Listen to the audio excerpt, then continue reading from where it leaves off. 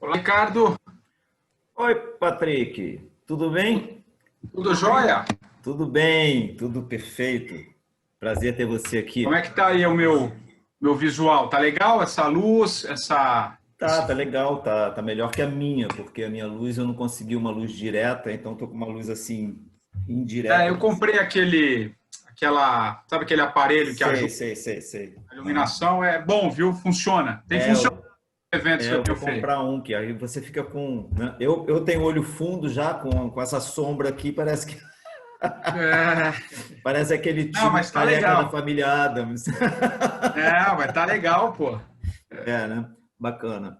A gente está esperando agora, a galera começa a entrar a partir de agora, né? Eu Ah, tô dando esse slide, a gente vai trocando aqui. Aí eles estão até, quem vai entrando vai até ouvindo a gente, mas aí a gente vai realmente só fazendo um pequeno aquecimento aqui, esperando a turma. Mas é sério, legal essa tua ideia de mandar um livro para eu sortear com a galera do grupo de escrita criativa. isso, aí Achei você me super. manda o teu Aham. endereço, ou Uhum. enfim, você faz o sorteio se você quiser, enfim, vê o que é mais interessante para você. Legal. Uhum. Você mora onde? Eu moro em Cabo Frio, eu sou carioca da Gema, mas escolhi vir morar na minha casa de praia.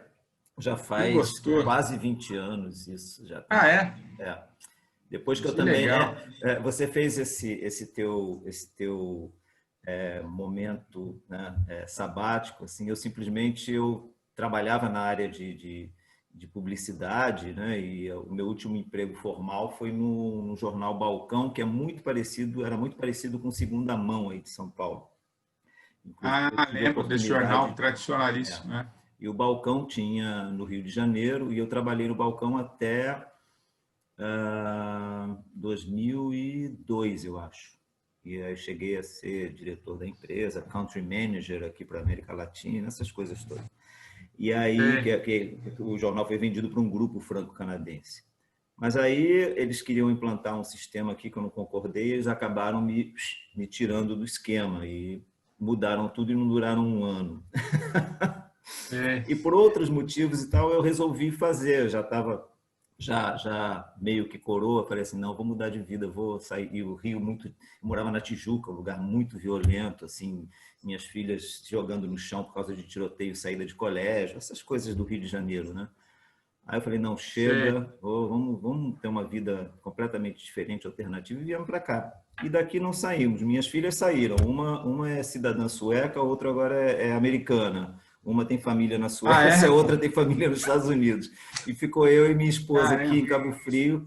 E eu acho que, apesar de uma série de problemas que a gente tem nas escolhas que a gente faz da vida da gente, para elas foi interessante. Talvez elas, se a gente ficasse no Rio, talvez elas estivessem ainda no Brasil, coisa que eu não queria mesmo que elas continuassem, né, por aqui. Sei. Então, Que legal. super resolvidas, super bem de vida no exterior, em países com uma qualidade de vida melhor que a nossa. E eu acho que a gente fez a nossa parte, né? E você escreveu, né, o Sim, sim, Democratas, mas não com o nome de Ricardo, né? não com o nome de Ricardo. Eu uso o heterônimo de Paul Richard Hugo, né? E Hum, para esse tipo de literatura, que são contos ligados ao sobrenatural, serial killer, esse mercado mais assim, hum, de horror. Não chega a ser horror, que eu não gosto de coisa gore, né? Eu gosto de coisa bem hum, sutil, né? E é sei. claro que eu escrevo em outras coisas, outros estilos, mas nunca publiquei. Esse eu publiquei em 2015 e foi considerado um dos 10 melhores lançamentos no Brasil dentro desse estilo naquele ano. E foi super legal. E eu vou mandar para Legal. você, e eu estou agora para fazer uma reedição, que são 22 contos. Eu estou querendo fazer uma reedição agregando novos contos e talvez chegue aos seus 38 contos, mais ou menos. E você dá cursos de escrita, é isso? Eu tenho um Suas curso na áreas de Udemy, na atuação? plataforma Udemy, eu tenho também um curso lá que é de videoaulas, né? Mas eu faço uma mentoria para escritores, que é essa galera do grupo de escrita criativa, né? Eu faço uma mentoria para ajudar a formação de novos escritores. Isso é que me dá muita satisfação, porque me mantém vivo, né? Me mantém em contato com pessoas muito interessantes, pessoas que estão ouvindo a gente agora, que muitos, inclusive a Edna, ela terminou a mentoria comigo, é uma pessoa fantástica que proporcionou esse encontro nosso aqui. E eu acho que é uma missão, sei lá, eu trabalhei a vida inteira, mais de 40 anos, com texto, né, como publicitário, trabalhei em São Paulo, né, fui diretor de uma agência de publicidade que funcionava ali na Avenida Brasil, junto de um grupo de real estate company, um grupo de imobiliárias e construtoras, e eu trabalhava nessa mesma empresa no Rio de Janeiro e me chamaram para assumir em São Paulo. Então, passei 3 anos em São Paulo, enfim. E sempre trabalhando com texto, criação, redação de publicitária, redação, direção de anúncios comerciais e uma série de coisas, sempre com texto. E aí eu me arrisquei a escrever e deu certo. E aí eu falei, caramba, se na vida inteira eu mentorei pessoas dentro do meu trabalho, por que eu não direciono isso para a escrita? E está dando certo, Patrick, está dando certo e está sendo um sucesso, está sendo super legal. Você tem um livro só ou você tem mais? Não, eu tenho um livro só e várias antologias que eu participei. Né? Ah, tá. Várias antologias. E eu já editei também, como editor, já editei 2 antologias também muito legais. Né? Muito legais. Posso até encaminhar para você depois dar uma lida. Né? Não, mas a gente não está falando do Ricardo, a gente tem que falar do Patrick. Sabe o que é isso? É mania de jornalista, jornalista. É entrevistador, né? Então, tu acha que eu passo a te entrevistar, né? Exatamente, você está me entrevistando. Para mim é um prazer, é uma honra, mas, na verdade, é bom que a gente faz aqui um esquenta, né? A gente não vai queimando os cartuchos em relação à curiosidade que as pessoas têm em relação a você, né? E aí pode ir falando, a gente vai tirando as suas curiosidades sobre mim, né? Que a grande maioria que está aqui já sabe, já conhece, enfim. Mas é isso. Eu tenho feito, desde o final do ano passado, eu tenho feito essas lives nas segundas-feiras, e essas lives eu sempre dou um treinamento aberto para as pessoas que participam, né, do grupo, e sempre tiro dúvidas, dou dicas, bato papo, sempre com um público bacana, um público fiel. E aí eu comecei a trazer pessoas, convidados, né? Convidados, escritores que eu conhecia, pessoas que eu conhecia. Aí eu resolvi dar agregar mais valor a isso, trazer pessoas que tenham realmente uma notoriedade maior, um trabalho mais presente, inclusive na mídia. E aí foi engraçado que o primeiro contato que eu fiz foi com o Doc Comparato. Claro que eu entrevistei escritores bacanas, gente muito legal, gente de muito valor, mas são pessoas que estão fora do circuitão. Aí, o primeiro contato que eu fiz foi com o Doc Comparato. Cara, foi assim, impressionante a receptividade dele. Putz, que ótimo, quero fazer, vamos fazer. Ainda mais que eu falei para ele, pô, Doc, eu descobri, pesquisando que você é tijucano e você morou na Tijuca na mesma época que eu, do lado da minha casa praticamente. E eu fui no lançamento do seu primeiro livro em 1982, em Botafogo. Ele, puta merda, como é que pode? Que coincidência. Aí pronto, a gente virou amigo, a gente está trocando o WhatsApp com coisas, com curiosidades, com informação, virou um relacionamento super legal.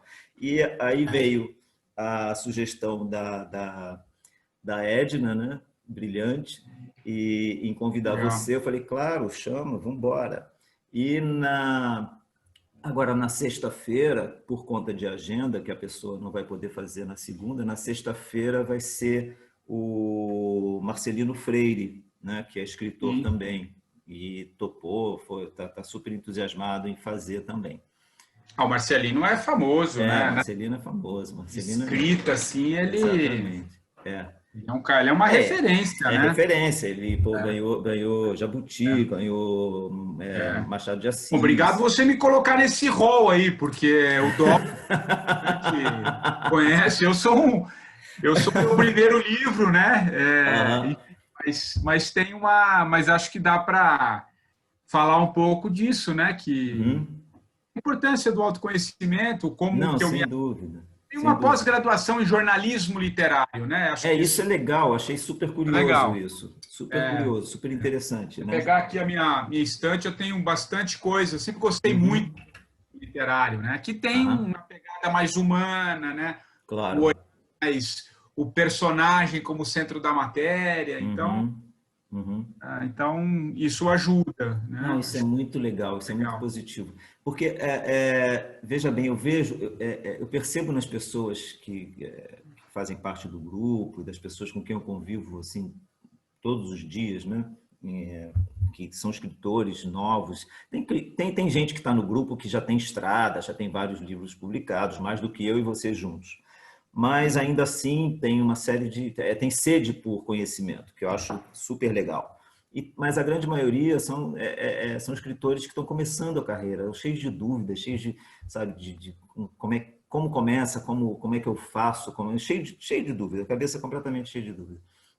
E aí sabe, me dá uma satisfação enorme, quer dizer, depois de velho, ter pelo menos um pouquinho de contribuição para isso, né? Para você motivar essa gente a escrever, a produzir, a pensar, sabe, fazer arte, né? Isso sabe, uma coisa que me move realmente, porque isso é muito legal. Eu também.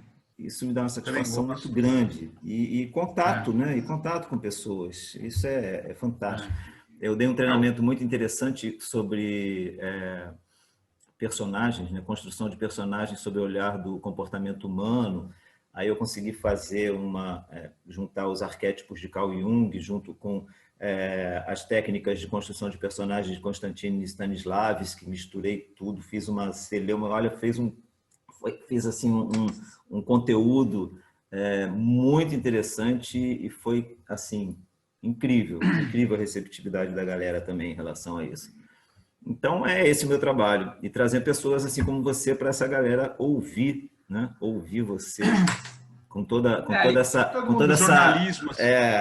dicção ótima que eu não tenho, que você tem por trabalhar em rádio, né? Que a gente vai ganhando cancha. Minha é a palavra escrita. A latinha, né? A latinha, eu costumo chamar a latinha no microfone de latinha. Isso. Uhum. Mas você sabe que eu trabalhei durante muito tempo com jornalismo político, né? Sim. Agora, nessa minha fase de descompressão, eu trouxe outros elementos aí para dialogar, né? Então, mas enfim, eu sempre gostei muito do microfone, né? De trabalhar com o microfone. Então foi. Eu acho bárbaro. Legal. E a escrita tem um poder, né? Grande. Um poder muito legal. Tem sim. E aquela história, eu sempre trabalhei.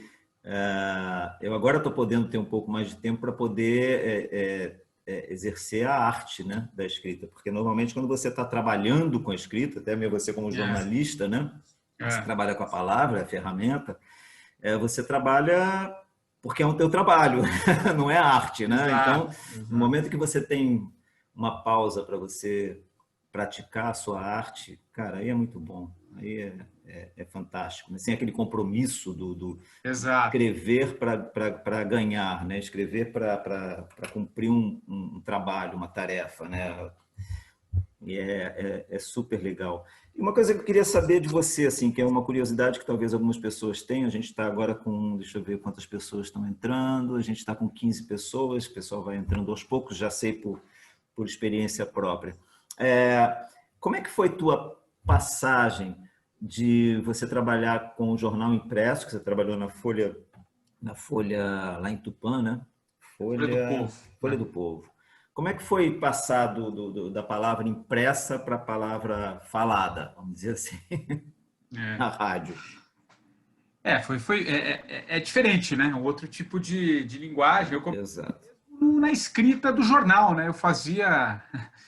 Talvez os mais antigos vão se lembrar, eu fazia obituário em jornal. Eu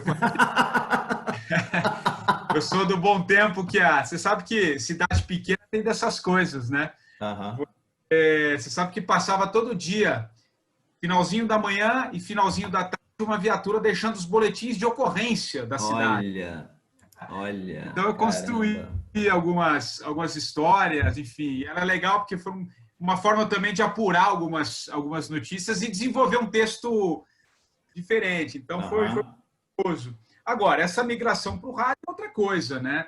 Mas você sabe que no rádio eu comecei escrevendo primeiro, antes de ir para o microfone. Sim, ok. As pessoas têm uma As pessoas imaginam que falar no rádio é abre lá e sai falando. Não, claro que Você não. tem toda uma produção de texto. Então, eu comecei primeiro escrevendo, ainda que seja uma linguagem muito mais direta, né? Você já dá um lead logo na entrada, você vai construindo o texto.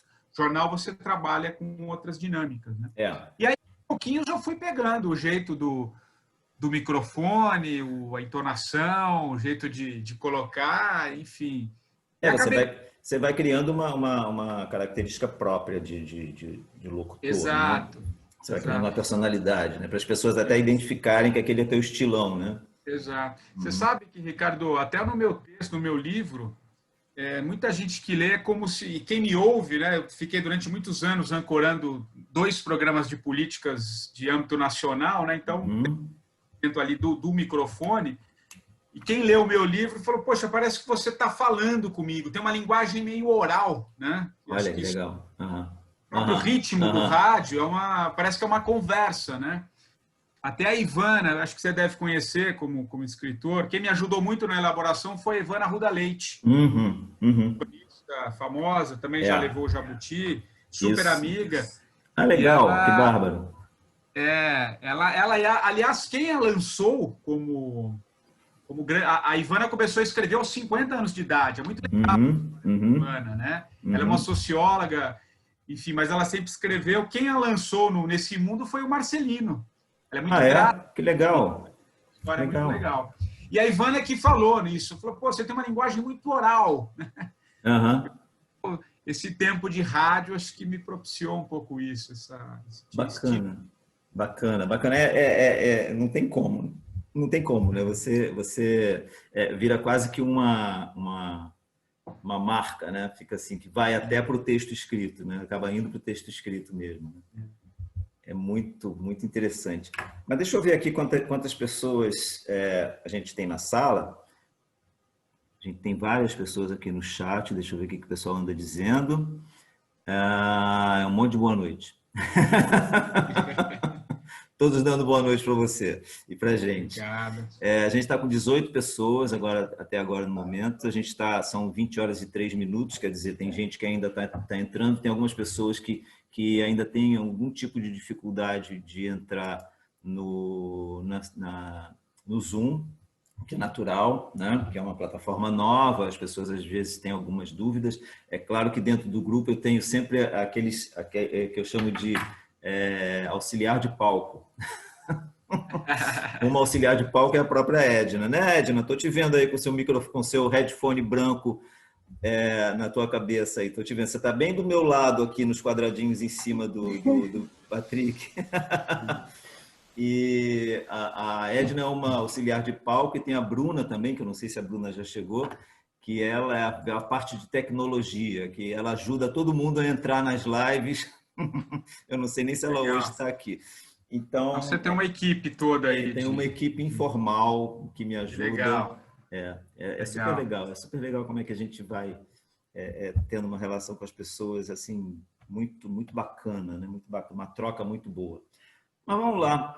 Vamos não que a gente vá exatamente agora partir para as questões, mas eu tenho algumas coisinhas que eu queria perguntar para você. São poucas e fora das perguntas que foram enviadas, né? Primeiro, assim, quando a gente falou um pouco sobre pelo WhatsApp antes, falou assim, quantas pessoas vão participar? Eu falei, cara, não se preocupa com isso, porque o importante são que as pessoas que estão lá, que vão estar lá, são pessoas super focadas, são pessoas que têm um poder de reverberação daquilo que a gente fala nas sessões muito grande, né? E são pessoas que certamente vão utilizar todo o conhecimento que você vai passar para elas da melhor maneira possível. E mais, são pessoas que eu tenho certeza que vão se transformar em leitores, vamos dizer assim, leitores fiéis de tudo aquilo que você produzir, não só do teu livro, mas também das coisas que você vai continuar produzindo ao longo da tua vida, porque isso cria uma ligação muito forte, esse tipo de evento assim cria uma ligação muito forte. E fora que o Zoom e o próprio Simpla, o Simpla cria um filtro, né? Um funil, e o Zoom cria uma concentração, quer dizer, as pessoas não estão dispersas, não estão aqui te vendo e ao mesmo tempo numa rede social, ou então vendo o Instagram, ou vendo um blogzinho qualquer. As pessoas estão concentradas, estão ouvindo o que a gente está dizendo com muito foco, né? É claro que você é acostumado com um podcast, 250 mil downloads em podcast do teu livro. Dá para completar um ano agora.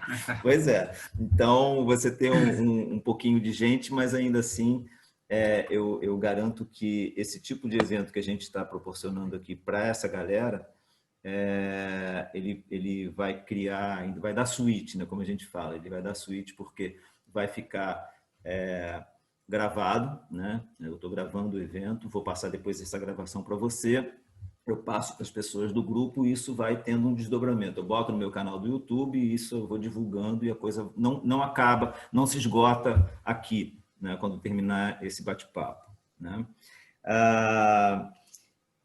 Eu fiz aquela pergunta a respeito de como é que você passou do jornal para a rádio, e você também, em algum momento, você é de Poá, né? Sou de Tupã, morei em Tupã. Boa, não. Desculpa, ignorância de carioca com cidades do interior de São Paulo. Não, mas Poá também é São Paulo, né? Eu sou paulistano, né? Você é Eu sou paulistano? paulistano de nascimento, mas eu morei no interior um pouquinho na minha vida. Então, muita gente até associa que eu sou de Tupã, mas eu morei numa fase muito importante da minha vida, final da infância e começo da adolescência, então eu tenho um carinho gigantesco. Então, legal, legal. Minha vida como jornalista lá, por isso que Mas aí você saiu de lá direto para São Paulo para trabalhar em rádio? Direto para São Paulo. Para trabalhar em rádio. Sim. Mesmo? Para trabalhar em rádio, eu recebi o convite de um amigo, que acho que muitos aí devem conhecer, o jornalista, que é o Pedro Bassan, que é um jornalista da TV Globo. Enfim, sei quem é. Ele é de Tupã, somos amigos. Legal. E a orelha do meu livro, o prefácio, é da Vera Magalhães, mas a orelha eu fiz questão que ele fizesse. Porque encerrou um ciclo meu ali na Jovem Pan. Então, foi lá, o Bassan é de Tupã, ele veio para São Paulo, ele já trabalhava na Jovem Pan. E veio o convite e, enfim, acabou dando certo e fiz uma... Mas você estava na Tupã, foi para trabalhar onde? Na Rádio Jovem Pan. Infame essa piada, horrível, triste. Mas a gente está agora com 22 pessoas. Eu acho que já cabe a gente começar o nosso bate-papo no foco que a gente tem, que é exatamente a importância do autoconhecimento para a produção de textos encantadores, né? Que é uma coisa que eu falo sempre. Eu achei bacana esse encontro, porque assim, foi na lata em cima do que eu falo para os meus mentorados, quando eu faço as mentorias, né? Com eles, tem um momento em que eu reforço muito principalmente nas 3 primeiras sessões, eu reforço muito essa viagem que a gente tem que fazer de autoconhecimento para abrir a cabeça para outras possibilidades, abrir a cabeça de qual é o nosso papel nesse mundo maluco, né? E de quais são as nossas fraquezas, quais são as nossas vontades, quais são as nossas fortalezas, quais são os nossos valores, tudo isso, né? Tudo isso a gente mexe e, puxa, veio de encontro exatamente com esse teu livro, esse teu trabalho e até mesmo essa viagem que você fez, né? Essa viagem de autoconhecimento que você fez. Então, eu fiquei super surpreso, né? Porque a coisa veio assim, na lata. Falei, gente, não é por acaso que esse cara tinha que aparecer na minha frente para falar exatamente as mesmas coisas. Não digo as mesmas coisas, mas pelo menos do mesmo tema que eu bato em cima dos meus mentorados para abrirem a cabeça, para poder se conhecerem cada vez mais, né? E eu vou logo partir para a primeira pergunta. As perguntas, Patrick, são anônimas, tá? Eu não tenho aqui o nome das pessoas que formularam as questões, mas eu, ainda assim, se houver possibilidade, dependendo do tempo que a gente possa ter disponível, de repente, eu posso pescar uma ou outra pessoa para fazer algum comentário ou fazer alguma intervenção interessante dentro ao longo das nossas questões, tá? A primeira pergunta que eu tenho é muito interessante. Em qual momento da sua vida você resolveu dar um tempo, você deu um break na tua vida profissional, né? E você partiu para o processo de autoconhecimento? Que momento foi esse? Conta pra gente como é que deu esse start, assim, caramba, não, eu vou parar. Ou você planejou, falou, não, vou parar daqui a um ano, ou você de repente parou, deu a louca e parou tudo e resolveu cuidar da tua cabeça. Como é que foi esse processo? Bom, eu parei efetivamente aos 45, né? Aos 45 do primeiro tempo, que é o nome do meu livro, que na verdade, para explicar um pouquinho o contexto, né? É 45 do primeiro tempo, que é no sentido do intervalo, né? Aquela hora que o jogo acaba, o time vai para o vestiário para ver de que bola vai voltar a jogar no segundo tempo. Então, eu estava com 45 anos na época, então tem essas duas coisas importantes, né? O 45 no sentido do intervalo e a minha idade. Mas vamos lá. Eu já vinha num processo, você não toma uma decisão como essa que eu tomei da noite para o dia, né? Tem toda uma... Sei lá. toda uma construção de ideias. E nos últimos 2 anos, antes de chegar em 2018, né, que foi o ano que efetivamente eu dei uma pausa, a minha vida já começava a pedir alguns novos caminhos, sabe? Eu já estava começando um processo de cansaço, de estafa. Eu tive muito próximo da síndrome de burnout, que hoje vocês eu sei, claro. Estão acompanhando muito. Você tem índices gigantescos de depressão. Eu já vinha num processo de muito trabalho, porque nos últimos 5 anos, em 2013, eu assumi um cargo executivo, né? Eu assumi a gerência de jornalismo de todo o grupo Jovem Pan, né? Uma carreira como repórter especial, depois apresentador, né? Editor de alguns programas. Em 2013, com uma mudança de gestão, eu assumi o cargo de gerente. Então, eu comandava toda a redação. Então, as horas do meu dia já eram comprimidas em outras tarefas, né? Imagino, Eu passei a desenhar novos programas, contratar gente, demitir gente num mercado cada vez mais sedento por novidades, né? Então, eu gosto de trabalhar 12, 14, 16 horas dentro de uma redação, né? Costumo dizer que até tem a dona Lúcia do café, que eu cito no meu livro, que ela fala, menino, você está aqui ainda?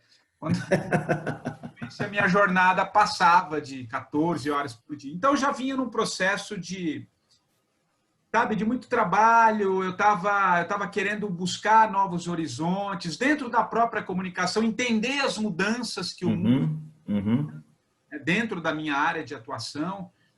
Então, foi uma junção de alguns fatores. E aí eu comecei a trabalhar essa possibilidade de dar uma parada, né? Eu precisava parar. O meu corpo, né? Meu semblante não escondia a carga de estresse que eu carregava. Eu imagino. O meu estômago não dava conta de digerir uma rotina que, para mim, já estava perdendo significado. Então, poxa, eu tenho que tomar algumas medidas. Fiz um planejamento de parar, né? De dar um tempo para ver que bola eu ia jogar no segundo tempo da minha vida. Então, foi essa decisão. Não foi uma coisa da noite para o dia, como eu disse, né? Não é um estalar de dedos. Eu costumo dizer, eu tirei um sabático, mas eu desculpo um pouco esse período do sabático, né? As pessoas acham que sabático tem uma certa aura, um certo imaginário que sabático você precisa atravessar o mundo de veleiro, exatamente. Estar na Índia, e meditar no Tibete, né? Eu subi o Himalaia. O Himalaia, exato, essas coisas, mano. Fazer o caminho de Santiago. Eu costumo dizer que eu fui subir e descer as ladeiras de Perdizes, que é o meu bairro de São Paulo, né? Então, eu desconstruo um pouco essa história, que eu fui ao encontro de uma outra parte de mim que havia me escapado, né?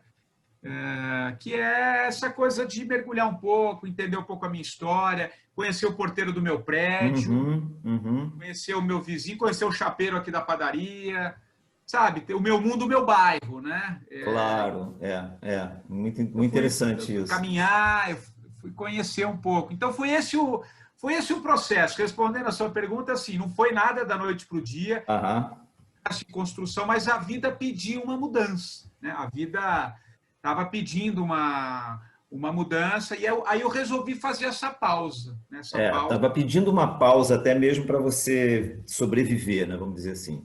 né? Para você evitar todos os Exato. problemas que você já estava antevendo, né? Olhar um pouco para mim, né? Olhar mais Olhar mais para você. lado dela. E aí, já emendando numa segunda pergunta, durante esse processo, quer dizer, eu imagino quando você entrou nesse processo, ou até no planejamento desse processo, talvez você não tenha tido uma ideia de fazer o livro. Talvez tenha vindo nesse processo, né? Mas como que surgiu esse, caramba, vou escrever sobre isso? Como é que foi isso? Esse lampejo?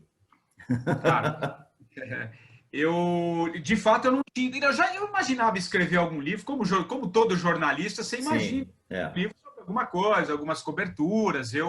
Na minha carreira, como eu disse, eu fiz grandes coberturas, enfim, trabalhei com política, cobri atentados, acompanhei a eleição do Lula em 2002, o Brasil inteiro. Então, eu tenho muito. Você poderia escrever um livro, mas o que eu nunca imaginava era escrever um livro contando a minha história. A sua história. Poderia contar de qualquer outro que passou na tua pauta, né? Jamais você mesmo. Exato. Não eu como personagem do livro. Mas de fato, eu não tinha a menor ideia do que eu ia fazer, tá, Ricardo? Eu vou ser muito... Quando eu parei, eu precisava parar, descomprimir, abrir espaço para o novo. É importante isso que eu estou falando. É bom, a gente precisa... ninguém precisa tirar um sabático, né? Acho que isso é importante a gente saber. Quem quiser, tira por opção, mas assim, a gente precisa fazer pequenas pausas ao longo do dia. Né? A gente pausar e achar esses caminhos. Então, nessa minha parada, eu não tinha a menor ideia do que eu ia fazer. Mas passou um tempinho e eu comecei a fazer um trabalho de mentoria de carreira com uma profissional. Ah, que legal. Né? E nesse processo eu comecei a escrever muito, sabe, Ricardo? Escrever mesmo. Nas atividades, no processo de mentoria, de advice, de aconselhamento. E aí, nesses textos, ela falou assim, pô, aqui pode nascer um livro. Estou sentindo que tem muita coisa para contar. Né? E você topa? Eu falei, topo, vamos embora, né? Na hora. Falei, vamos embora. E estava começando como uma atividade, né, do próprio processo de transição. Se tornou um negócio que me tomou de assalto. Assim. Foi um processo catártico. É isso que eu ia falar, foi um processo catártico. Né? Você fez uma catarse verdadeira, né? Um negócio... Foi. Eu mergulhei na escrita, eu escrevi meu livro em 2 meses e meio. Assim, olha. Isso de imersão total. Foi muito legal, foi muito interessante esse processo. E aí, pô, escrevi o livro, vamos publicar, enfim. Aí foi todo o processo de editor. Sou um pouco cuidadoso com essas coisas, eu trouxe a Ivana para me ajudar na elaboração. Então foi um processo, mas foi muito transformador, né? Porque quando você escreve, você é como se... Todo mundo tem aqueles quartinhos, sabe aqueles quartinhos que a gente vai guardando as coisas, né? Acumuladores.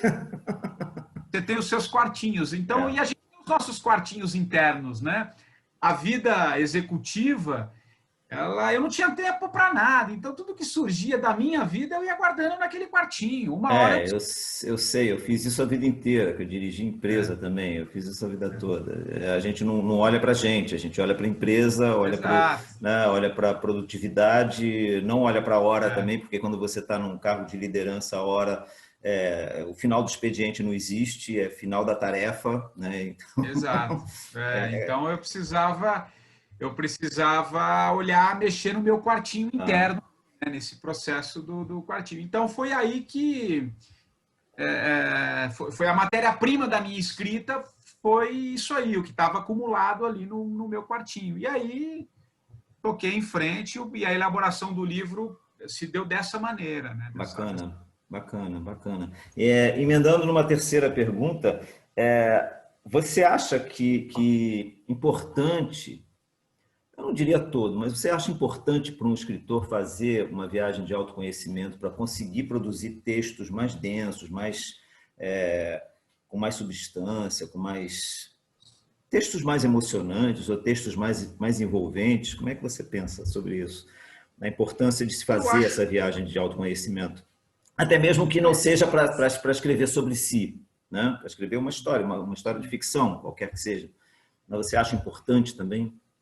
Eu acho importante. Quem sou eu para dizer que isso só é suficiente? Mas, assim, eu acho muito importante, porque quando a gente se conhece, né, Ricardo, quando a gente passa a entender um pouco a gente, olhar para a gente consegue enxergar o outro. Exatamente, né? exatamente. Enfim, você tem uma compreensão das dores humanas, daquilo que você passa a entender que o outro também tem as mesmas necessidades que você passa a entender um pouco toda essa configuração humana, né? Todos esses nossos dramas, os nossos medos. Então, quando você se coloca como instrumento disso e você faz esse mergulho, você consegue mais elementos e mais recursos para olhar para o outro e aí trazê-lo para a sua escrita, né?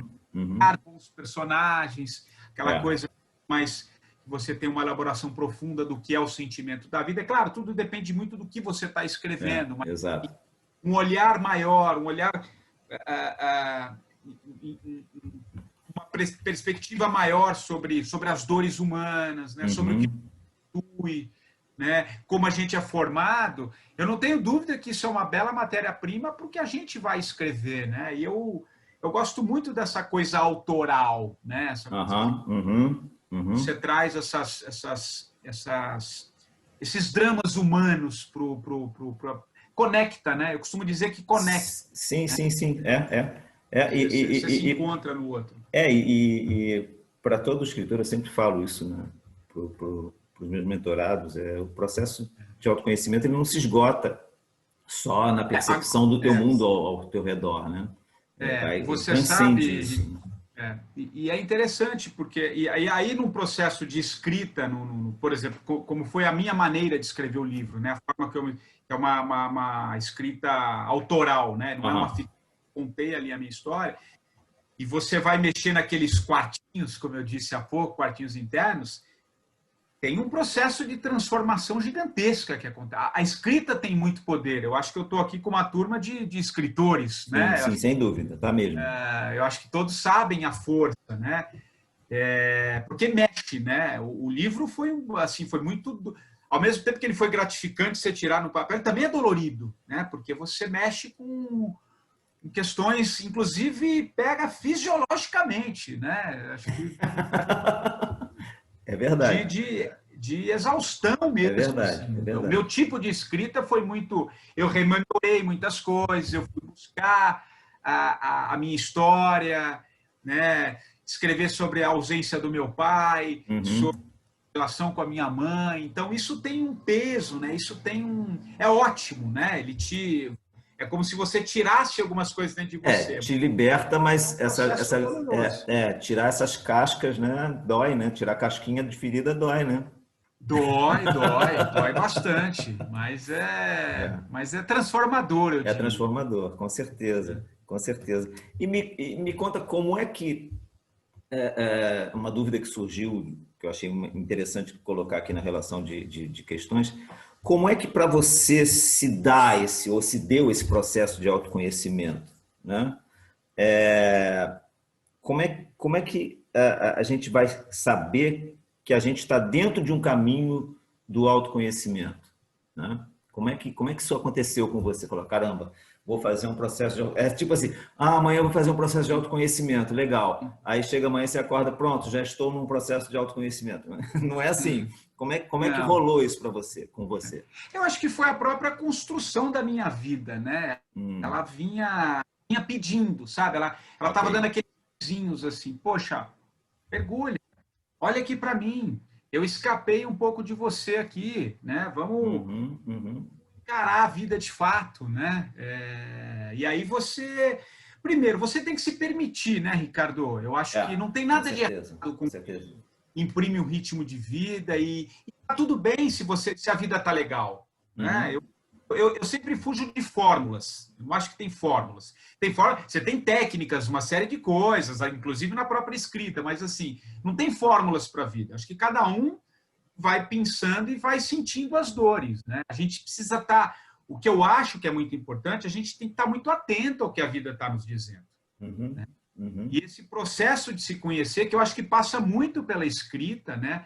Quando você resolve escrever, é uma forma de você estar passando para o papel muitas coisas, né? Então, essa minha sede pelo... Eu sempre fui muito questionador também, eu sempre tenho sempre gostei muito de filosofia, sempre gostei muito de literatura, sempre trouxe isso sempre me constituiu de alguma maneira, né? Mas respondendo a sua pergunta, claro, não é da noite para agora eu vou começar o meu autoconhecimento. Pois é.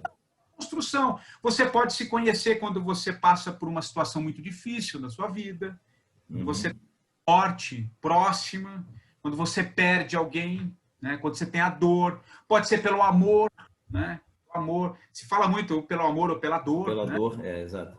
Às vezes a gente tem traumas que a gente vai vivendo e esse é um processo da gente se olhar, né? Quando a gente entende, por exemplo, hoje eu dei uma entrevista para a revista Vida Simples, para um podcast deles, eu estava falando exatamente isso. Quando a gente entende um pouco a morte, a nossa finitude, a gente sabe que desse muro aqui você não passa, e não é o Ricardo, não é a turma que está nos assistindo, todos vamos para o mesmo lugar, a gente entender essa finitude. A morte não veio agora com o coronavírus. Ela sempre existiu. Sempre existiu. A gente só está agora, talvez, sentindo muito perto, né? Então, quando a gente entende um pouco essa finitude, essa maneira da gente usar o tempo, que a gente vai tentar olhar para dentro e valorizar, poxa, o que faz sentido para mim? Interessante. De que maneira eu posso agir no mundo? Né? De que maneira eu posso escrever e ajudar o mundo? Eu estou cada vez isso, né? Eu acho que eu falo muito sobre propósito, eu tenho estudado muito esse tema, né? E propósito não é lucro. Propósito, o lucro pode vir. Pode vir, mas não é o objetivo, não é a meta, né? Não é a meta. Então, eu acho que é um pouco isso, assim, você entender. E aí que vem o autoconhecimento. Porque quando você passa a se conhecer, Ricardo, você passa a valorizar o outro, cara, a entender as dores. Não, com certeza. Você abre, né, um monte de janelas assim de compreensão e de entendimento do que acontece no teu entorno, né? Então isso é muito importante, assim. Eu acho que a gente se conhecer, cara. Para a escrita, eu acho que é fantástico, é fundamental, enfim. E esse processo, como você falou, as pessoas elas têm que estar receptivas aos indicativos, ou os indicadores, vamos melhor dizendo, que a vida dá para a gente, né? Quer dizer, no momento que se você não olha, se você não percebe esses indicadores, você não tem como. Tá atento, né? Tá atento a esses exatamente, chamados tem que estar ligado e falar. As coisas que acontecem, as coisas que acontecem na vida da gente. Exatamente. Tem um recado aí. Alguma mensagem tem para você. Então, essa é. Você tem que estar ligado nisso. Né? A vida o tempo inteiro está nos dizendo muitas coisas. Cara, eu era adolescente, eu li um livro que até hoje não saiu da minha cabeça. O autor é Brian English. Ele escreveu um livro chamado O Mistério da Intuição. Nunca mais eu esqueci. Você conhece esse livro? O Mistério da Intuição. Eu não conheço o livro, mas é uma das coisas que eu sobre intuição, né? Você precisa ler. Você precisa ler esse livro. Esse livro deve ter sido... Eu acho que eu li isso no meados da década de 70, sabe? Não sei, deve encontrar em sebo isso. Mas é incrível, legal, ficou na minha cabeça. Desde então, eu fiquei ligado na intuição. Quer dizer, aquela coisa que você fala, cara, peraí, estou percebendo uma outra visão dessa história aqui. Como é que é isso? E como você tem um documentário também. Tem um documentário que chama O Poder da Intuição. Que legal. Se eu não me engano, é uma finlandesa. Vou até anotar aqui. Ela trabalhou... E é legal porque esse documentário está disponível, salvo engano, está no YouTube. É um documentário legal que fala do poder da intuição, né? Quando você se conecta com a intuição. A escrita tem muito isso, né? Aquela coisa que... Sim, com certeza. Ela está aqui, ela está próxima, ela está querendo dizer... Você precisa estar presente. Tem que estar presente e tem que estar com uma percepção. Exatamente, a percepção imerso, e você acessa. Ela está aqui. E a escrita está aqui. Esse é o poder. Então, é focar. Isso eu estava conversando. Aliás, estou vendo uma amiga aqui minha, a Mariana, que está acompanhando. Legal. A gente teve um papo muito legal na última sexta-feira. Ela foi uma das minhas entrevistadas no podcast. E a gente estava falando exatamente sobre isso, né? Essa legal, coisa. Mariana. Ela é uma pessoa muito intuitiva. A gente estava falando desses processos de escrita, né? E eu acho que a intuição, ela diz muita coisa, cara. Tá aí uma dica muito legal. Preste atenção por onde a sua atenção está indo. Ela tá isso é impressionante. Galera da escrita criativa, prestem muito atenção nisso. Procurem esse documentário no YouTube, O Poder da Eu acho que alguém já colocou intuição. aqui no chat, ó. Já, né? Acho que alguém já colocou no chat. Eu sou péssimo chat. nisso, eu não olho o chat, eu não olho nada, Não, mas é que eu vi que subiu aqui. É um belo documentário. Eu sou péssimo, eu sou um ancião que tenta ser tecnológico, eu ainda sou meio. Mas alguém já fez meio isso analógico. por você. Já, né? Legal. Sim, tá legal. Luiz Cláudio Braga fez. Bacana. Assistam, é um belo documentário. E quem conseguir... E eu já antecipo, viu? Aproveitando aqui que a gente está com uma turma legal, se tudo correr bem, agora em meados de outubro sai o meu documentário. Eu fiz um documentário... É mesmo, cara? Fala sobre isso. Fiz um documentário que vai chamar O Poder da Pausa. Olha, que legal. Que legal, já está em fase de acabamento. Hoje eu tive pós-produção. São 22 entrevistados que eu fiz. Eu conto a minha história, né, sobre a minha pausa. E eu entrevistei Monja Cohen, Marcelo Gleiser. Olha, que bacana.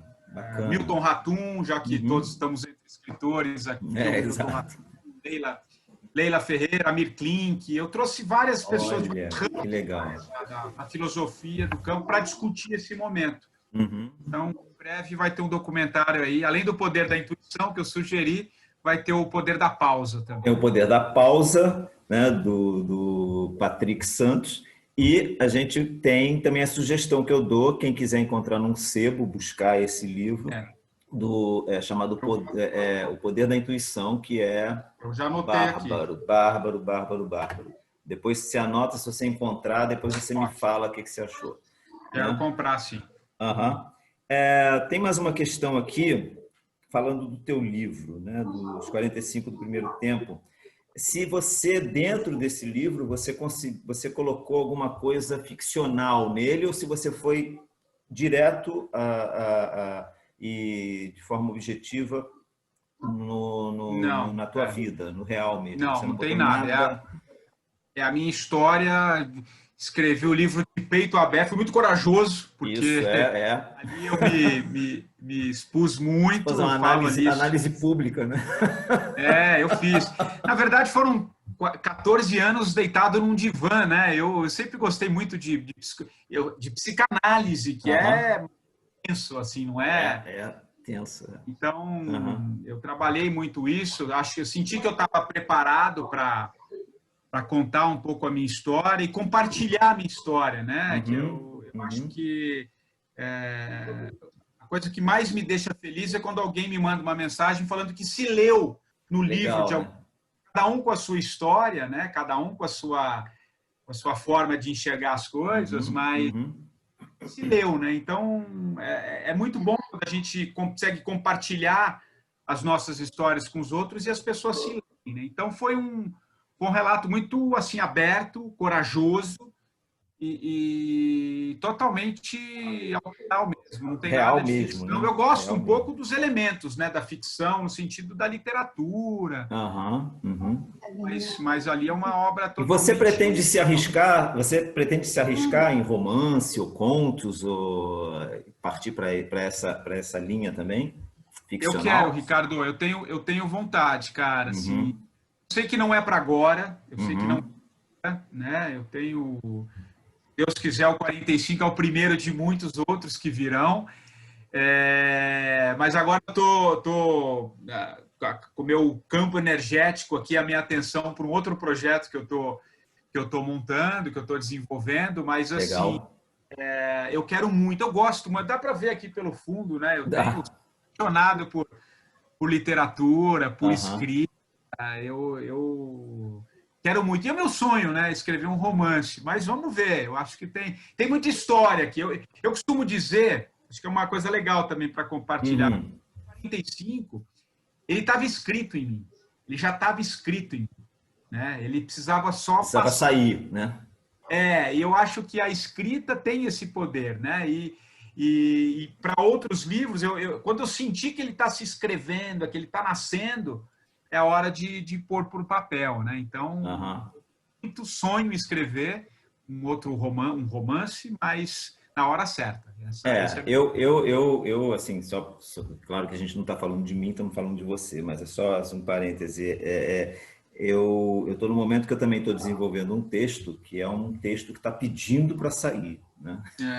E que não é um texto ficcional também, é um texto, quase que uma catarse também que eu estou começando a desenvolver. E antes é mesmo interessante isso, né? antes mesmo É interessante de saber, quando a gente sente essa hora de pôr, né? É quase angustiante, eu acho que até já veio tarde, né? Quer dizer, eu estou além da prorrogação, que eu já estou com 61 anos, já estou além da prorrogação. Então, você está no começo do segundo tempo ainda. Não, terceiro. Mas quem sabe o jogo não se joga nos 90, depois tem prorrogação, pois é. pênalti, vai saber, né? Mas ainda assim, sabe, quando você tá aquela coisa engasgada que você tem que, e a única expressão que eu tenho artística de expor isso não é num quadro, não é numa peça, não é enfim, é escrevendo. Então comecei a vomitar tudo no papel e vamos ver o que vai dar. Só não quero que seja interpretado como um livro de autoajuda, não quero. Nada contra o livro de autoajuda, mas eu não quero que seja interpretado como tal, mas falar muitas Sabe que isso é uma das coisas que eu falo muito também, né? Quem lê o meu livro sabe que não tem fórmula. Eu não dou fórmula. Não vou dizer o que você deve, o que você não deve fazer. Eu simplesmente conto a minha história. Você conta a sua história. E você tira o proveito dela, né? Porque essa coisa de você dar a fórmula disso, pode encaixar, mas ao mesmo tempo... Mas não dá. A vida não cabe regras, né? Cada um a gente performa muito, né? Você entra hoje numa livraria, tá lá, 50% dos livros é alta performance o tempo inteiro, faça isso.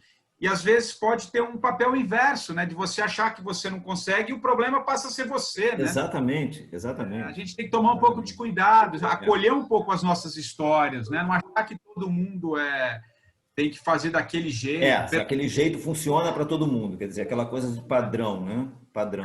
Isso não existe. Eu acho que é legal ter. Eu acho que inclusive toda mentoria, eu acho que eu não sei se você já trabalha com isso, eu dei uma olhada no teu site, que você parece que também já trabalha com algum tipo de mentoria. As mentorias, elas não podem ser um pacote que você empurre pela goela do mentorado, de jeito nenhum. Você tem que modelar de acordo com a necessidade de cada um. Né? Exato. Até porque cada um é cada um, né? Mesma coisa, você comprar cada um curso, tem a sua história. Você comprar um curso de autoajuda, vem aquele padrão, aquele tijolaço, e você tem que tentar engolir aquilo, passar na tua goela, não passa de jeito nenhum. Né? As goelas não são iguais, né? Exato. Então, acho que não tem fórmula. Cada um tem forma. a história, cada um tem as suas dores. Exato. E assim é a vida, né? E assim é a vida, claro. Mais uma questão aqui. Qual a importância que você vê no olhar crítico do escritor? Essa é uma questão bacana, eu gostei disso. Olhar crítico, aquela coisa que você importante, olha, né? Não, é importante. É importante a gente ter, sabe, testar uma série de coisas, ver, aceitar, entender. Mas a gente não pode, eu acho, Ricardo, deixar isso tomar um corpo que fuja de uma coisa que nem você sabe direito, né? A gente tem que ter um olhar crítico, saber o que a gente está escrevendo, trocar com quem faça sentido com a gente, com alguém que dizer, olha, vai por aqui, por ali, mas assim a gente tem que ter uma escrita mais solta, mais não se amarrar muito com o perfeccionismo, de achar que você tem que buscar aquilo, esmiuçar. até a última gota de sangue ali. Né? Eu acho que a gente tem que ter um pouco de cuidado com a gente, né? Exigir, claro, com todos os cuidados, se cercar de pessoas que são legais ouvir, né? E aceitar essas críticas, e da gente mesmo, né? Mas a gente tem que tomar cuidado para isso não ser algo que nos impede de escrever de fato, né? De ter a né? Porque é um processo em construção. Eu acho que a gente faz aquilo que a gente consegue fazer naquele momento, né? A escrita, quando você senta para escrever, vá com o coração, escreva, não se preocupe muito no que vem. Depois aí tem um trabalho de edição. Depois aí conserta, né? Depois você passa para o Ricardo, ele dá uma olhada, mas a hora de escrever é a hora de você jogar tudo para o papel. Vai, não tenha fórmula, não tenha erro, vai escrevendo. Depois tem uma outra etapa que você vai ajustar. O tratamento, né? O tratamento. Você põe lá para o fim, enfim. Mas eu acho que você tem que ter um pouco a liberdade, não se privar tanto, né, de querer fazer o... como é que eu começo o livro? Eu não sei como é que você começa o livro. Começa escrevendo. É a primeira palavra, né? Primeira palavra. Começar escrevendo.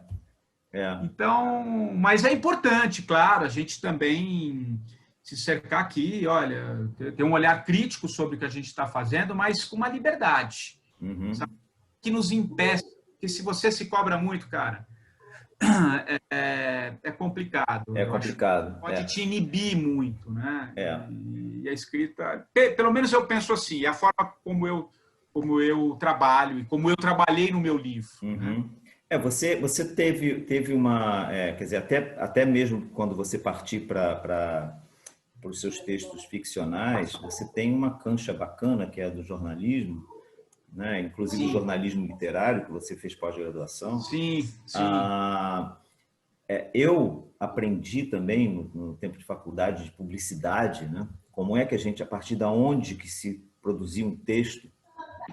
E uma coisa que eu passo tanto no meu curso, nos meus workshops e para os meus mentorados, é aquele exercício que você escolhe uma matéria nas páginas policiais do jornal e transforma uma notícia em uma história, né? Tipo, mulher foi morta na porta do supermercado, a polícia não sabe se foi passional, nada foi roubado, parará. A notícia está ali. Você pegar aquilo e transformar numa história. Quer dizer, como uma ignição para uma história. Né? E a partir disso você exercitar a gênese. O jornalismo literário é isso, né? Pois é. Essa mesma história você pode começar assim, numa manhã ensolarada na Avenida Tijuca, no Rio de Janeiro, quando o cachorro cruzou um caminho, a dona fulana. Então você desconstrói. Exato. Você humaniza a história, né? Então para você usar essas informações. O que eu treino as pessoas a partir de uma informação jornalística, ela percebeu uma ignição, né? Uma ignição de uma história. Né? E a partir daí você partir também para ignições, a perceber ignições na fila do banco, dentro do mercado ou no teu cotidiano, e você perceber isso dentro do mundo que te cerca. Né? De repente, caramba, você vê uma velhinha numa fila do correio, né? Sem máscara. Aí você fala assim, caramba, isso dá uma história. Por que essa velhinha está sem máscara? Será que ela já está para morrer? Né? E ela está cagando para o mundo?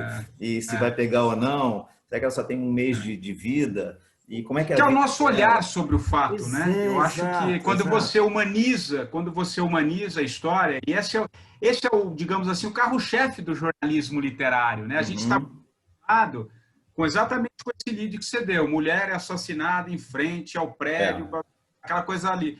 Se você contextualizar, começar a contar uma história sobre alguma coisa que estava acontecendo naquele momento, para você chegar no fato em si, você traz o leitor, né? Exato. Eu costumo dizer, humanizar a história. Humanizar a história, humanizar a notícia, né? O fato, então, humanizar o fato. Humanizar o fato. E o jornalismo literário usa muito desses recursos, né? De você construir uma história a partir de um personagem, do jeito que ele está parado num ponto de ônibus, esperando o ônibus, não necessariamente dizer que ele está indo ali para Faria Lima, mas o cenário, descrever a cena, o que você está vendo, e trazer um pouco o seu olhar sobre as coisas, né? Eu acho que todos aqui, para uma boa parte, devem conhecer a revista Piauí, né? Tem um pouco esse perfil do jornalismo literário, que é uma forma de você construir as histórias de outra maneira, né? É muito legal. Eu sou muito legal. Jornalismo literário, pena que nos dias de hoje a gente tem usado muito pouco, né? Eu digo na grande imprensa, desse recurso do jornalismo literário, que são textos maiores, textos... Eu lembro moleque, né? No tempo que ainda existia empregada doméstica, né? Minha mãe tinha uma empregada doméstica e ela ouvia muito a Rádio Tupi, Rádio Globo, tinha aquele jornalismo, e tinha o jornalismo literário intuitivo que os caras faziam, né? E a fulana de tal saiu de casa, aquela história, como você acabou de falar. E aí ela estava desolada, enfim, conta uma historinha. Esse livro aqui, Elogiemos Esses Homens Ilustres. É um ícone do jornalismo literário, não sei se bárbaro. Consegue ver. É um catatauzão aqui, foi... Consegui. Do James Age e do Walker Evans, que são um fotógrafo, é muito legal, assim, é um livro que mostra a crise de 29, né? Ele vai para aquela região devastada no crash da Bolsa, né? Estados Unidos, e ele escreve com detalhamento, assim, ele contando a história das pessoas, então... ele humaniza o fato, né? É um livro muito interessante. Tem outros aqui, tantos, por essa minha paixão pelo jornalismo literário. Tem um livro que eu estou relendo agora. Que a gente tem os livros que a gente lê há um tempo, depois você lê de novo, você lê de outra maneira. Você tem uma outra leitura, né? De fato. Obrigado. Eu estou relendo um livro que chama Um Adivinho Me Disse. Do Tiziano Terzani, é muito interessante, porque ele foi um jornalista, ele já faleceu, ele foi o primeiro jornalista, um dos primeiros jornalistas a cobrir o Oriente, né? Então ele foi correspondente na China, na Índia, Hong Kong, para grandes revistas e jornais, né? Der Spiegel, Gazeta dello Sport, enfim. E ele, num determinado momento da vida dele, ali no final dos anos 80, ele vai numa esses adivinhos, né? Essas gurus que tem muito no Oriente. No Oriente, E aí, certa vez, um fala para ele assim, olha, em 1994, isso ia acontecer daqui a uns 10 anos, em 1994, você não ande de avião. Uau! Então, senão você vai morrer. Poxa, para um correspondente internacional, não vai poder andar de avião, acabou a minha carreira, né? Exatamente. E aí, mas enfim, aí todo esse processo passa, os anos vão chegando e chega o tal ano de 1994. Ele resolve atender o guru, falou assim, eu não vou viajar de avião, né? E resolve passar uma mensagem para as revistas, para os jornais que ele escreve, e ele faz daquele ano uma experiência de viajar durante um ano a pé, bicicleta, de ônibus, de metrô, olha, que loucura, de navio, menos de avião. Ele narra todas essas viagens num dos relatos mais lindos e transformadores que tem. Ele conta o processo de ocidentalização do Oriente. Narrando como é que a China chegou ao que a China é hoje, você desconstruindo as culturas para construir prédios, essa ocidentalização do Oriente. É lindo, é um relato lindo. Eu estou lendo esse livro agora pela segunda vez e eu estou vibrando. E é jornalismo literário puro. Desculpa ter trazido esse alongando, mas é um livro fantástico. Perfeito, super pertinente, incrível, bacana. Caramba, eu até anotei aqui para eu buscar. Um adivinho me disse, chama Tiziano Terzani. Esse livro acho que não existe mais em livraria. Você tem que procurar em sebo. Ele não tem. E o Tiziano já. O sebo do Messias é minha tábua da salvação, né? Pode ser. Então, ele já faleceu, ele virou um guru depois, ele é um cara muito conhecido em Firenze, em Florença, tem uma praça dele. É um cara fantástico. Esse é um dos grandes livros do jornalismo literário, enfim. Legal. Fica a dica aí, galera. Vamos voltar para o seu tema aí. Não, é ótimo. Acho que tá super, super pertinente tudo, né? Deixa eu ver se tem mais alguma pergunta aqui interessante. Legal. Tem uma pergunta aqui, já é uma pergunta praticamente técnica, né? Vamos dizer assim. O que mais, além de uma boa história, um escritor deve fazer para ter sucesso no seu livro? Porque a gente sabe que não se esgota só em você criar uma história bacana, você cuidar, né, lapidar aquela história, transformá-la num livro bacana e depois... Eu acho que tem que ter muita disciplina, né?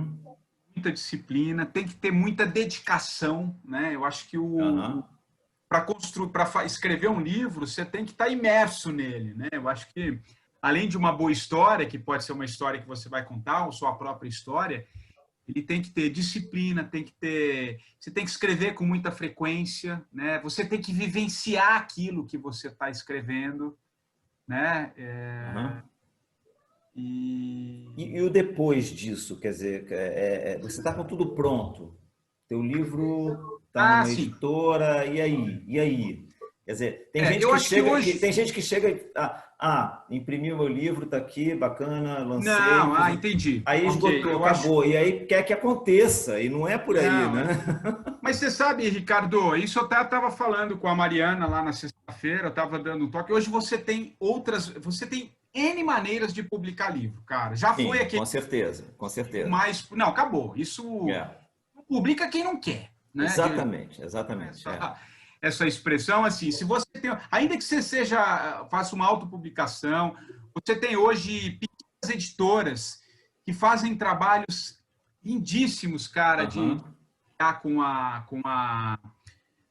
com escritores de um nível não tão conhecidos, né, que conseguem fazer uma dedicação legal, né, você trabalha com isso. Você tem possibilidade de fazer crowdfunding, né, eu acho que e essa é uma outra maneira que vem crescendo muito, depende do universo que você opera, você consegue, né? Então, assim, tem muitas possibilidades. Eu acho que o grande desafio, quando você gesta um livro, né? Você está gestando um livro, quando ele saiu de você, e aí você vai para a etapa de publicar, aí você tem muitas possibilidades. Você não precisa chegar numa grande editora, não. Você tem pequenas editoras, você pode fazer o financiamento coletivo, você pode ir para o clube de autores e colocar... Clube de autores, exato. Demanda, você vai sobre demanda. E aí uma coisa que eu acho importante também, você ter um trabalho legal de divulgação nas suas próprias redes, fazer um bom release, tentar chegar nas pessoas que podem te ajudar de alguma maneira. Exato. Não precisa contratar uma assessoria de imprensa, mas você mesmo fazer um release, saber distribuir, saber que nicho você está operando, sabe? Ter um planejamento. Acho que dá para você bem para que o seu livro chegue, né? O seu livro alcance um número legal de pessoas e trabalhar a rede, fazer audiobook, videobook, enfim, tem muitas possibilidades, cara. Eu acho tem um universo impressionante de possibilidades, né? As pessoas antigamente era assim, mais difícil. Era mais difícil. As pessoas ficam assim, eu vejo as pessoas que me perguntam muito, mas como é que eu vou ter acesso a isso? Ninguém me conhece, ninguém isso, ninguém aquilo. Gente, você tem que criar a sua rede, você tem que criar a sua audiência. Eu não cairia muito nessa, não. Não, isso não. Eu acho que vai para cima, sabe? Vai para cima, exato. Cria seu público, né? Alimenta seu público, né? Eu estou numa fase muito assim de tentar me vitimizar o mínimo possível. Acho que a gente vamos para cima, vamos fazer, vamos fazer acontecer, né? Vamos fazer acontecer. Não tem esse momento que a gente está vivendo é de transformação. De transformação, exato. Quem se esforça, quem tem o sonho de publicar, e pelo que você havia me descrito aqui da turma, tem gente que já publicou, tem gente que está querendo. É possível, cara. Quando você bota energia, quando você se dedica, e você quer muito, as coisas acontecem. Eu penso assim, né? Uhum.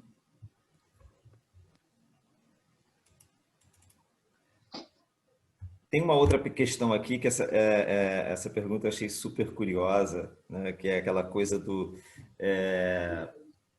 eu acredito até que quem formulou essa pergunta tem alguma coisa de zona de conforto, vamos pensar assim, né? Que é qual o perigo em voltar para o trabalho informal depois de vivenciar a liberdade de ter uma agenda profissional em branco?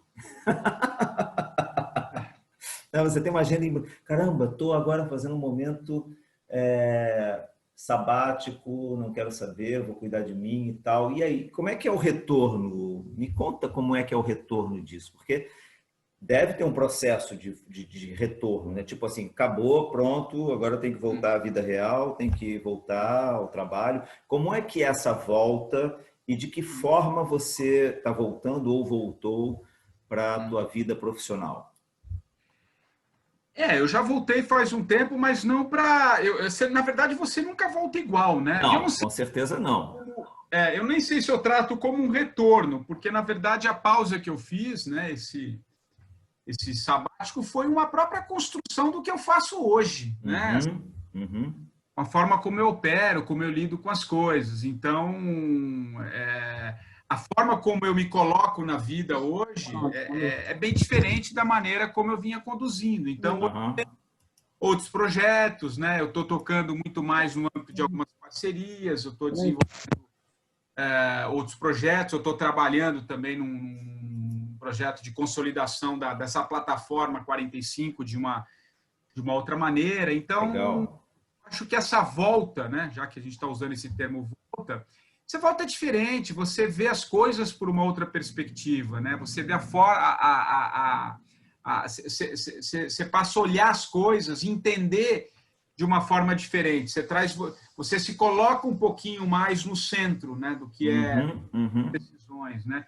Toma mais as rédeas da sua vida. Então é um pouco assim que eu estou voltando, né? Mais senhor Mas aham, dos caminhos que aham. eu quero seguir. Acho que é mais ou menos isso. Isso é interessante, caramba. Eu queria que você falasse um pouquinho mais sobre isso. O que é ser o senhor das suas decisões? Porque eu acho que as pessoas vivem momentos assim que elas têm uma série de dúvidas a respeito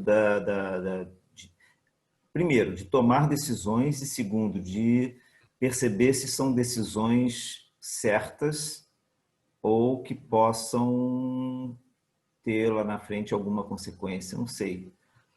É que eu sou muito, eu acredito muito nas possíveis consequências, por exemplo, de uma decisão que você tome e vai para um caminho, para Hum, um caminho errado, tá, Ricardo? Eu uhum, tenho decisão errada. Tem decisão tomada, né? sim. E a partir das decisões que a gente toma, Uhum, se ela nos leva por um outro caminho, talvez você tome aquela decisão e que essa uhum. decisão vai fazer com que você vá para um outro caminho. Então, eu não acredito em coisas erradas. Eu acho assim, em decisões erradas, melhor dizendo. Eu acho assim, quando eu falo senhor das nossas próprias decisões, é uma coisa que eu acho muito importante, a gente não viver o sonho dos outros. Ok, ok, Nossos ok, sonhos, né? Eu acho que é ok. muito importante a gente viver. A sociedade desenvolveu um conceito que importante é você vencer, você chegar a cargo executivo, você ter isso, aquilo. Talvez seja para uns, mas talvez não para outros, É né? o ter e não o ser, né?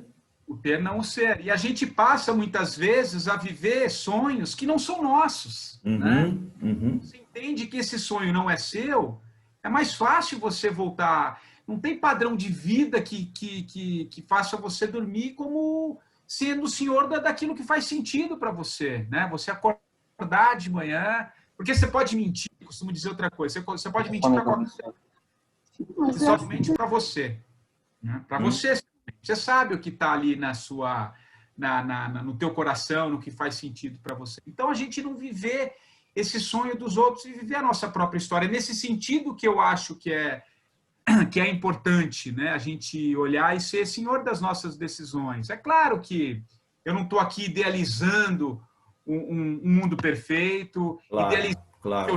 que eu estudo muito e falo sobre propósito. Não é isso. Então só posso trabalhar se eu tiver propósito. Eu acho que você tem que ter alinhamentos com as suas convicções, com o que você faz. Isso tem que te pertencer de alguma maneira, porque senão te fere, né? Te Sim, fere. sim, sim, sim, sim, Aquilo sim. Aí você vai, não vai faz viver, sentido. você vai passar a sua vida, vida toda sem viver a sua vida, né? E é um pouco aquilo que a gente falou anteriormente. Senão, daqui a pouco a vida acaba, meu amigo. Daqui a pouco não, é assim, ó. Você pegar Se você pegar as pessoas mais velhas, mais vividas, e tentar trazer para elas, o que se arrepende? Muitos se arrependem de fazer muitas coisas, né? Então, eu quero chegar um pouco ali, quem sabe no final do meu segundo tempo, o menos arrependimento possível, porque é melhor você tomar as decisões do que não tomar e se arrepender de não ter tomado, né? Com Porque certeza, com é certeza, com certeza. interessante, uma coisa interessante, coragem, coragem não é ausência de medo. É você Uhum. tomar as decisões apesar do medo, né? Dostoiévski falava, a gente quer a altura, mas a gente teme o voo, né? Então, você as coisas Exato, só é quando exato, você se joga. Porque se exato. você não se joga, você troca o voo pela gaiola, né? Aham, uhum. Ali na sua gaiola, você fica vociferando, falando que a culpa é do Bolsonaro, do Não, Lula, com certeza, com Temer, certeza. do prefeito, do teu pai, da tua mãe, do prefeito, eu acho que não, a gente é senhor um pouco das nossas próprias Você decisões. joga para outrem, né, Exato, a tua própria incompetência. exato. Então, é um pouco assim que eu É, vejo as coisas. Eu acho que a gente aham. tem que ser um pouco mais protagonista da nossa história, ainda que pese as dificuldades de cada um. Não estou aqui, volto a dizer, não estou dando regra nenhuma, mas eu estou dando um pouco vivência, isso que eu acho. Vivência, vivência. Né? E eu acho que essa experiência, não digo propriamente experiência, né? Mas assim, toda essa informação que a gente está trocando aqui, que a gente está passando e transmitindo para essa turma toda que está aqui, né? Eu tenho certeza que vai ficar, porque as pessoas, como eu te falei, elas são as pessoas que estão aqui nessa sala de bate-papo, eu estou identificando algumas aqui, são pessoas que vão absorver, vão digerir e vão reverberar, quer dizer, vão transmitir também. E isso é que é bacana, são pessoas que são verdadeiras antenas transmissoras de boas novas e de informações legais, né? E também elas formulam as suas próprias, elas têm as suas próprias opiniões que são elaboradas com esse conteúdo que a gente vai passando para elas. Legal. A gente já tem aqui 1h04 de bate-papo, né? A nossa previsão é de 1 hora. E eu queria fazer uma pergunta final, né? É uma pena que, tipo aquele Jô Soares, tinha que ter um contra-regra aqui para botar o mas eu não quero tomar mais o seu tempo, apesar de o papo estar delicioso, né? Mas eu queria que você deixasse uma mensagem para os escritores que estão iniciando as suas carreiras e estão cheios de dúvidas, cheios de, tipo, se é isso que eles querem, o que vai dar nisso, ou se isso é uma loucura, ou se isso é um devaneio, enfim. O que você pode passar para essa turma que está começando o seu trabalho como escritor? Eu vou falar o óbvio, mas Óbvio. assim, eu acho que o óbvio é muita coisa, né? Aham. Escrevam, não tenham medo de escrever, cara. Escrevam, mergulhe, sabe, vibre com o que você faz, acredita nas suas histórias, acredita eu fiz um texto esses dias no meu Instagram, um pouco sobre autenticidade e originalidade, né? Que é muito, a gente fica muito achando que tem que ser original, né? Que seja autêntico, não Aham. busque novas fórmulas. Várias histórias podem ter sido escritas daquela temática que você está fazendo, menos uma. A sua A história. sua história, exato. Sua história. Eu acho que a sua história é rica. né? Ela é sua, ela é o seu bem mais precioso. Então, é nela que você tem que acreditar. Então, a minha mensagem é: escrevam, mergulham, não tenham medo, em frente, vai. Depois, lá na frente, você vai ver se era assim, se estava errado, se não estava, mas assim, Deu um não tenha estrago. medo. Mas assim, eu acho que essa é a grande magia, É a né? magia, exato, exato. Magia. Uhum. Tem um livro da Elizabeth Gilbert que chama A Grande Magia, né? Que é aquela escritora do o Comer, Rezar e Amar. É maravilhoso, Que é maravilhoso. muito interessante, que ela fala dessa magia que é escrever, que é a escrita, sabe? Sem julgamentos, faça, aconteça, não tenha... Depois a vida... A gente estava falando um pouco de intuição, né? Isso. Intuição. Eu acredito muito nessa coisa da fonte, essa coisa que nos conecta, que está num nível muito sutil. Ela nos ajuda demais, sabe? É se conectar com essa fonte que está muito próxima e que quer materializar algo. Então, materialize, escreve, mergulhe e conte a sua história, porque a sua história é o seu bem mais precioso. E ela pode ser contada, você sabe, Ricardo, não é? Não precisa ser um texto autoral. Pode ser um romance, pode ser numa boa crônica. É você. É você, exato. Né? Então, esse é o recado final que eu daria, enfim, e convidando a todos assim para conhecer um pouquinho o meu livro e deixar o meu Instagram. Lá eu publico bastante coisa. Legal, legal. Escrita é o patricksantos.oficial. Quem quiser conhecer um pouquinho mais dos livros, tá lá. Ótimo. Gente, eu preciso, antes de mais nada, agradecer a Edna Mancusi, né, que é uma escritora fantástica, de mão cheia, que fez o método Escritores de Sucesso comigo, e é impressionante que ela conseguiu, ao longo do processo, ter uma quantidade de texto produzido, de contos produzidos tão grandes, e ela tem uma escrita tão brejeira, tão fresca, tão gostosa de se ler, e todos que estão aqui fiquem atentos a esse nome, a Edna Mancusi, que ela vai... Obrigada. Não tem que agradecer, não, o mérito é todo seu. E foi ela que proporcionou esse momento mágico que a gente está tendo aqui com o Patrick Santos, e que, Patrick, eu só tenho mais aqui agradecer a você por ter colocado esse teu tempo à disposição da gente, né?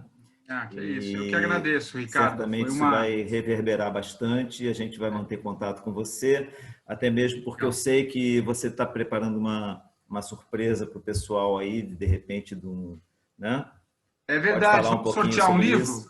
Vamos sortear um livro? Vamos. Eu não sei, acho que você tem que ver aí como que você... eu vou fazer o sorteio. Gente, eu não vou ficar com o livro dele, não, tá? Eu vou passar para vocês. Então, aí, eu não sei como é que você faz. Eu vou usar a lista do próprio Simpla, né, das pessoas que fizeram... Que no Simpla eu consigo ver as pessoas que realmente, efetivamente entraram na nossa live, e dentre essas pessoas eu vou fazer um sorteio e vou comunicar a você. E aí eu vou autografo, enfim, mando direto para a pessoa. Isso, claro. Aí a gente sorteia a pessoa e aí eu te digo quem foi e você já manda direto. Show. Sem escalas. Vai ser ótimo. Legal. E foi uma alegria muito grande participar desse papo. A escrita é uma temática que me toca. Eu sou apaixonado por livros, por escrever, por histórias, por pessoas. Então, não teve esse tempo que eu passei com vocês aqui, foi de muito aprendizado. Eu costumo dizer que a gente aprende todo mundo. A todo momento. Um belo aprendizado. Eu que queria agradecer, enfim, agradecer o tempo, né, de todos, que é tão precioso. Exato, tá bom, muito precioso. Querido, um grande abraço para você, tá? Fica com Deus. E você também, querido. Grande abraço. Vai se falando. Dá um abraço para a Mariana, que estava assistindo a gente ali também. Legal. A Mariana é uma história muito legal. Tem um episódio tem o meu podcast com ela. É mesmo? Ela está até mostrando a capa aqui do meu livro. Bacana. Vocês vão ver o livro dela. É um livro... É mesmo? Vai ser muito legal. Vamos trazer a Mariana para bater um papo com a gente aqui, de repente, não? Vai, Mariana, se vocês souberem a história da Mariana, ela, olha, é uma das pessoas mais incríveis que eu conheci, assim, nesses últimos tempos. Legal, que bárbaro, que Tanto que ela bárbaro. tá no meu episódio, já não, acho que é o antepenúltimo no meu podcast, né? Eu tenho um podcast que se chama 45 do Primeiro Tempo, onde eu trago histórias legais. A história da Mariana Aham. é incrível. Conversem lá com a Mariana, conhecem, Legal, que bárbaro, que bárbaro. Fica a dica, tá gente. bom? Tá bom. Legal, gente. Forte Obrigado e abraço um para grande você. abraço, viu? Tá, Tchau, fiquem tchau. com Deus. Um abraço. Tchau, Tchau. gente. Tchau. Tchau.